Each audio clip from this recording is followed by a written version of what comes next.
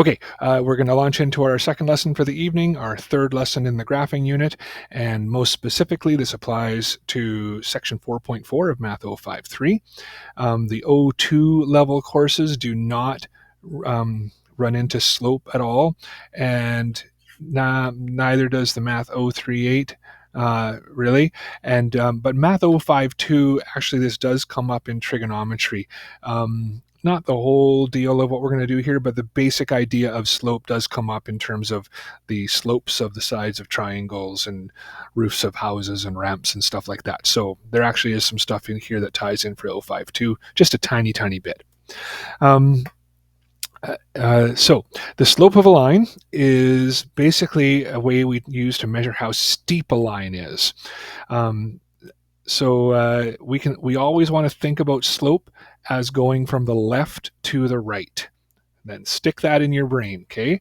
So here we have a line that has a positive slope because from the left to the right, it goes up, right?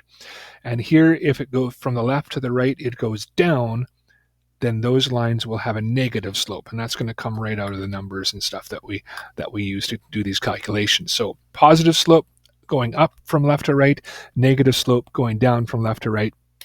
And that's a good way to check your answer. If you have a line that looks like this and you get a positive number for the slope, you've done something wrong. Go figure it out, or vice versa. Okay, so we think of slope as a ratio, actually, which we have been talking about last week a lot, a ratio of a vertical change to a horizontal change. So, for example, there is a wheelchair ramp, and we are told that the ramp rises 1 foot over a horizontal distance of 15 feet, right? So it takes 15 feet horizontally for the person in their wheelchair to get raised up 1 foot by using this ramp. So the slope of that ramp is 1 to 15. And here we're measured in feet, but this ramp would have the same slope no matter what units, 1 centimeter to 15 centimeters. For every 1 centimeter you get raised up, it takes 15 centimeters of horizontal length, for example. Remember, though, ratios can also be written as fractions, and that's how we are going to generally write our slopes. Slope is 1 over 15. If you're like in the trades or anything, you will talk about slopes, but you're going to usually stick to talking about them as ratios. But for graphing lines, we want them as fractions. So here's another wheelchair ramp that would be pretty tough for a wheelchair to get up. It takes you up 2 feet with only 3 feet of horizontal distance. Let's calculate the slope of this one. It's 2 to 3 as a ratio. As a fraction, that slope of that line is 2/3. And if you think about 2/3 and 1/15, say turn them into decimals, you'll see 2/3 is way, way bigger because this is a steeper ramp. So the bigger the slope, the steeper the angle of the line is. All right, so that's the basic idea without even getting onto graphs yet. We're going to do one more like that. So before we do, from our ramp example, we see that we can think of the slope as being the rise divided by the run, right? So we rose 1 foot in the distance it took us to run horizontally 15 feet. 1 over 15, rise over run. Rise of 2 feet with a run of 3 feet, rise over run, the slope is 2 over 3. And just important information, but not for your course. Most safety standards would say that the slope of a wheelchair ramp is not supposed to be greater than 1/12. You can't go up more than 1 foot for any 12 feet of run, or of any kind of unit, again, inches, feet, whatever it would be. So that is the steepest that your wheelchair ramp is supposed to be, 1/12. We have decided as math people to use the letter M for slope. Why we have decided that, I have no idea. My best guess as to why we didn't use S is because it looks like a 5 and they thought that would be confusing. And someone just said, let's use M, and it stuck. So M is the letter, the variable we use to represent the slope. So when you see M, they're talking about rise over run, the slope. And here we have another practical kind of example that you might see in your 052 class, when in the tiny bit that does talk about slopes. Calculate the slope of this roof, and this directly applicable for 053 as well. You will be asked these for sure. So here we see that in this case, we have a rise of 4 meters for a run of 10 meters. So M, the slope, is equal to rise over run, 4 over 10. And then we see that in this case, that fraction actually reduces. So we do want to reduce our slope fractions. So the slope of this roof is 2/5, meaning that for every 5 you run, you rise 2. Run 5, rise 2. You can see how that fits into the 10 and the 4. And if you were in construction, they would actually call this the pitch. It's the exact same thing. It is the slope, but they use the word for the pitch of the roof, how steep it is. Okay, if you are in 052, those are the only 2 examples of this lesson that will directly apply for you. We can take this idea of slope and apply it to our graphs of lines. So here we have a graph, and we have been asked to find the slope of that line. So we know slope is rise over run. What you want to do always, always, always is start by finding 2 sure points on the line. And I often say this to students and they have no idea what I mean. And I have trouble coming up with better words to describe it, but hopefully the visual will help. What I mean by this is places where the line passes directly through a crosshair, right? So if we scroll up and down this line, I see right there, it goes directly through that point. And right there, it goes directly through that point. So we pick 2 points that go right through the grid points. Now I'm going to pop a bunch of other points in red on there. There's lots and lots of points on this line. Look at those red points. Those red points are no good to us because those red points do not go directly through one of the crosshairs on the grid, right? This red point is on this part of the line, but you don't know what this part is over here. So in other words, if you're trying to figure out the value of this point, the x is somewhere between 1 and 2, but you don't know what it is, right? Here's one where, again, you don't know what the x is. Here's one where you don't know what the x or the y are because you can actually see what they are, right? Up here, at least you knew that y was 6, but you had no idea what x is. So we are looking for points that we can tell for sure, definitely, absolutely for sure, what the x and y are for both points. So in this case, we have a rise and a run. M is rise over run. And we are going to just look at our graph for now and figure out how much it rises and how much it runs from one point to the other. So it went up 2, right? Starting from this point here at 3, it went up 2 to 5, and then it went over 1. So the rise is 2 and the run is 1. So our slope is 2 over 1. Now, of course, we know that anything divided by 1, we can just write like that, and we will do that for our slopes. We will write them as whole numbers when they do work out to be whole numbers. But in the back of our mind, we will never forget that 2 actually represents a rise and a run, right?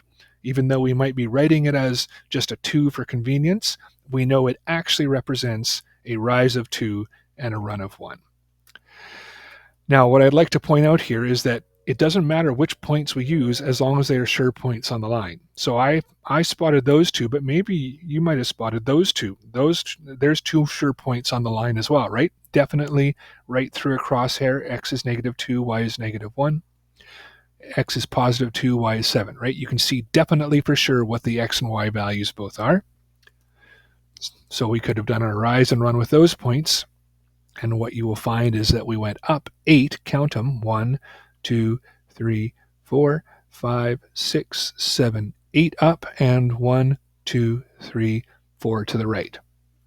8 over 4, guess what? 8 divided by 4 is also 2, right? So we get the same answer no matter which 2 points on the line we use to calculate our slope. two sure points. So that's finding the slope from a graph. Let's try another one, and this time we're going to look at one that slopes down instead of up. So let's look along here and try to find sure places. Well, there's one. There's one. So I can see a few. I can't remember which two I chose. There, I picked those two. And a little note up here, just looking at this line, it slopes down from left to right. You know you should expect a negative answer. If you accidentally get a positive answer, then you made a mistake. What usually that means it's people went backwards on their slope by accident. They went right to left instead of left to right. All right, so we should expect a negative slope. And remember, we always think from left to right, so don't start at this point down here and go up. We always think left to right. So I start at this point here, which means I go down and over. I do the rise first always too, you notice, because it's rise over run. That's the one we talk about first. So from the point on the left to the point on the right, we went down 2. And because the word rise is deceptive, right? But if you're rising down, that's actually a negative number. So we went down 2, and then we went 3 to the right. So you see that because my rise is down, I get a negative, which is what I expect because the line slopes down. And because I always run to the right, because I'm always going to think left to right, the bottom of that fraction is always positive. So we get negative 2 over 3, and often they will just write that as negative 2/3 because it's the same thing. Either one of them should be correct if you're entering it on a test, unless it gives you more specific instructions. I do want to talk about those negatives in the fractions for just a moment here. So we want to remember that all three of those things are the same as each other. Negative 2/3 is the same as negative 2 over 3 is the same as 2 over negative 3. They're all equal. If you think about your division, you'll see why a negative divided by a positive is negative, a positive divided by a negative is negative, and 2 over 3 with a negative sign in front of it is negative. They're all the same. This is the easiest to work with when we're talking slopes, to put that negative on the top, not the bottom. The purple one, you will often see your slope given to you in that form. That would be the most common way they would give you a negative slope. And this one over here that I put in red, we just stay away from when we're talking about our lines. Keep that negative off the bottom. If it is on the bottom, move it to the top or out front. And then don't forget that if both the top and bottom were negative, so if we had negative 2 over negative 3, that's not negative at all. If it was negative 2 over negative 3, it would become positive 2/3. Okay, so there's our quick little discussion on those negative signs. This is the easiest way to think about it in blue when you have a negative slope. This is often how it will come to you in a question if it's a negative slope. Stay away from this one completely. And if both the top and bottom are negative, it's actually not negative at all. It's positive. Okay, so let's just try another example here, and we're just going to sort of drive home some of those thoughts about the negatives and the positives and the left to the right. So let's look at this graph and find two sure points. I see one right here. That might be the one I use. Tracing along the line, I can't see any others yet. I still don't have any others. Right there. There's another one right there. So I think those are the only two options on this line. If you're still not sure what I mean by sure points, look along that line and see that those are the only two places where I know what both X and Y are for sure at that point. All the other ones are in between X's or in between Y's or in between both. So a rise and a run. We want to go from the left to the right. So I start over here. Rise 1, 2, 3, 4, 5. Run 1, 2, 3, 4, 5, 6, 7. So 5 up, So positive 5 and 7 over, we're always going to run to the right, so the run is always positive. Now, if you really wanted to, you could go from right to left. I'm going to suggest you never do this. So if we started at this point and went to the left, it would look like that. And you see what happens there is you went down 5, but you went left 7, and left is the negative direction. So technically, you can do this and get negative 5 over negative 7. What is negative 5 over negative 7? It's just 5 over 7. So you get the same answer, right? Of course you do. You can't possibly get the wrong answer because you're following the rules of math. You get the same answer. You just don't want to think about it that way. You want to stick with the positives. Go left to right, always left to right. So recommendations from Tim. Stick with left to right, always, so the run is always positive. And any negatives that appear will be on the top, right? If you go down instead of up, then the rise is negative, but you're always going left to right, so the run is always positive. And then this is a big one. We've been talking about this with a number of different things. Quick visual check, right? Don't just get your answer, type it in, and move on. Look at your line, and if you got a slope of negative 3/4 and you can see that your line actually slopes upward, then figure out what went wrong. Did you just make a mistake on the negative, or did you make a bigger mistake with some of the numbers? Okay, so that's the slope of a graph by just measuring the rise and the run right off the graph. One thing that allows us to do is if they tell you the slope and a point on the line, this gives us a second way for us to draw lines other than the one we've done so far, which is to find 2 points on it. We still have to find 2 points. It just gives us a different way to do it. So here's an example. Graph the line that has a slope of m equals negative 3 over 2 and passes through the point 1, 2. Well, let's start with that. That's the one point we know for sure. There it is. X equals 1, y equals 2. Now let's look at that slope, see how they gave it to us with the negative out front, but we want to think of it with the negative on top. They are the same. You don't want to think about it with the negative on the bottom because that gets confusing with your run.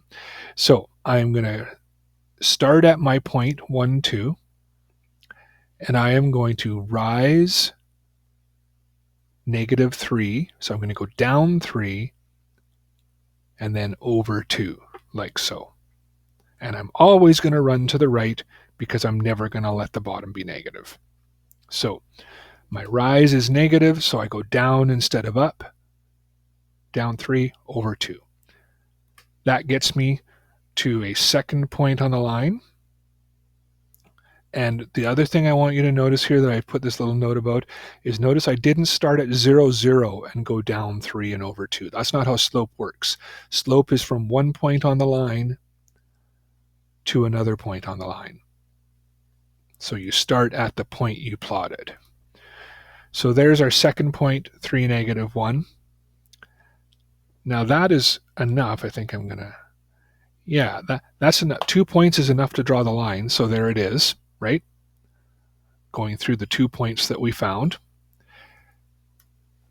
But we actually could have found more points using that slope. And this is particularly useful if you're graphing by hand. So now that I have those 2 points, I could have kept going with my slope down 3 over 2. I could have done it again, down 3 over 2, and I would have got another point. I could have done it again, down 3 over 2, except I go off my grid. Here is the only time I'm going to ever say you might run to the left, is that down 3 over 2, down 3 over 2. You can reverse that if you want to, completely reverse it, up 3 over 2 in the other direction, just to get another point if you ever need that. And again, you see we shoot a line through all those points, and we have the graph of the line. Some confirmation there from the other points we found, but really all we needed was those 2 points, the first 2 that we got, as long as we were confident we did it correctly. All right, so that is something you'll be asked to do. They will give you a point on the line and the slope, And so again, your goal is always to find 2 points. How do you find 2 points in this case? You plot the point they gave you, and from that point you rise and run to a second point on the line. All right. Oh yes, there we go. There's the process I just said. 2 steps. Plot the point. Starting at that point, use the rise and the run to find a second point. And you can find even more points if you want to keep going with rising and running. Okay, we're going through a lot here in this lesson, by the way. It's a big section. So far we've been finding slope just by using rises and runs off of graphs, but there actually is an equation you can use so you can find the slope without having to actually draw the graph. Because if you're given a question like this, it's a pretty big hassle to draw a graph, plot 2, 3, and 6, 5, and then do a rise and run. But let's do it that way first. That's the slow way. So I draw a graph. I plot the point 2, 3, and 6, 5. And then there's the line. I'm not even interested in the line, right? All I'm interested in this is the slope in this case. They didn't ask me to draw the line. There's the rise and the run from left to right. So I am going up this time, which I can see I have a positive sloped line, so that's good. I went up 2 and over 4. So my rise and my run, 2 over 4, which of course reduces to 1 over 2. And you can see up 1 over 2, back on the line, up 1 over 2, back on the line, up 1 over 2, you're back on the line, down 1 over 2 the other direction, down 1 over 2, you're always on the line. That's what the slope does. It takes you from a point on the line to another point on the line. But what I want you to notice is that we could have done this without actually drawing the graph. So here, watch what some intelligent person noticed. They looked at that 2 and they said to themselves, well, where did that 2 come from? That 2 came from the 2 y values, right? We started at y equals 3 and we went up to y equals 5. That's a rise of 2, but that's just 5 minus 3, right? That's how we get that number. 5 minus 3 is 2. Then they looked at the 4. Where did that 4 come from? Well, look at the x values. I started at x equals 2, and I went over to x equals 6. That's just 6 minus 2. That's where the 4 came from. So really, we could have just done some subtracting and got our rise and our run right off the bat. So we get a formula for finding the slope, and what you're going to want to do is look at your 2 points and call one of them x1, y1, and the other one x2, y2, the first point and the second point. Those are just subscripts. This is like saying the first x value and the first y value, and the second x value and the second y value. That's all that means. It doesn't matter which point is which. You will get the right answer regardless. There is the slope formula. You want to write that down, and you want to have that on your handwritten resource sheet that I allow you to use, because that allows you to find the slope between 2 points without ever having to draw the graph. So let's try a few here. I'm going to do the first one together, then get you to try one. You can see I've tossed some negatives in there because that makes the subtractions, it makes you think about them a little bit more. So label your points. One of them is x1, y1, the first point, the first x and the first y. The other is x2, y2. Take your slope formula and simply plug those numbers in. I think I'm going to color everything here. So I've given each number a different color, and I'm just going to slot them into the right place. So you see that 3 is y2. So 3 went in for y2. 5 went in for y1. 2 went in for x2.